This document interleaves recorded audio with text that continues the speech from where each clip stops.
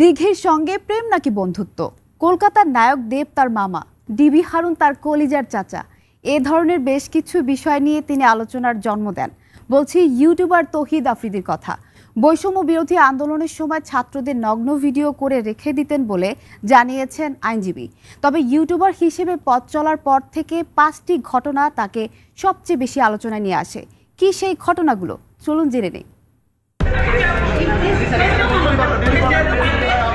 Content creator তৌহিদ আফ্রিদি গ্রেফতার হওয়ার পর তার কর্মকাণ্ড নিয়ে চলছে নানা আলোচনা সমালোচনা। তবে তার ইউটিউবিং ক্যারিয়ারে 5টি ঘটনা তাকে সবচেয়ে বেশি আলোচনায় নিয়ে এসেছিল।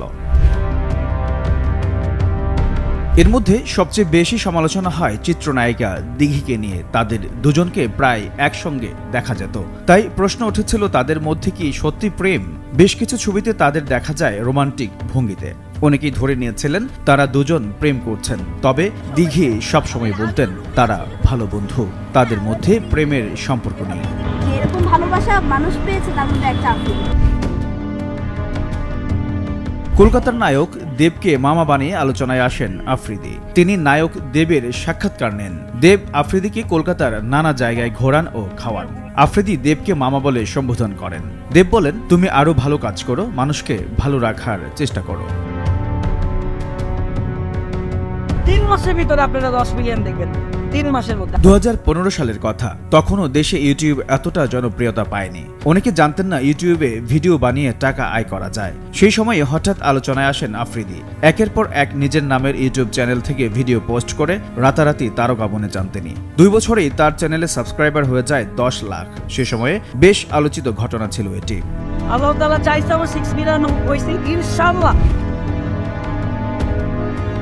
গত বছর হঠাৎই খবর ছড়িয়ে পড়ে রাইসা নামের এক তরুণীকে বিয়ে করেছেন আফ্রিদি।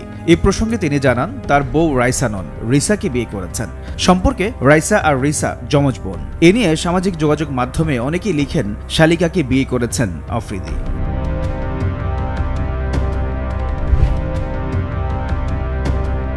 সাবেক ডিবি প্রধান হারুনের সঙ্গে ছিল চাচা ভাতিজা সম্পর্ক।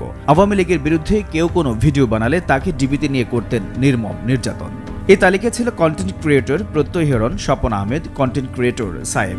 তারপর যদি আমি রাখতাম তখন তুমি আমার বিরুদ্ধে মামলা দিতে পারতা।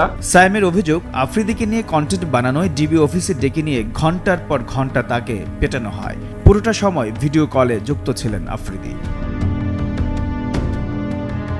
এইচ এম নাহিয়ান, বৈশাখী সংবাদ।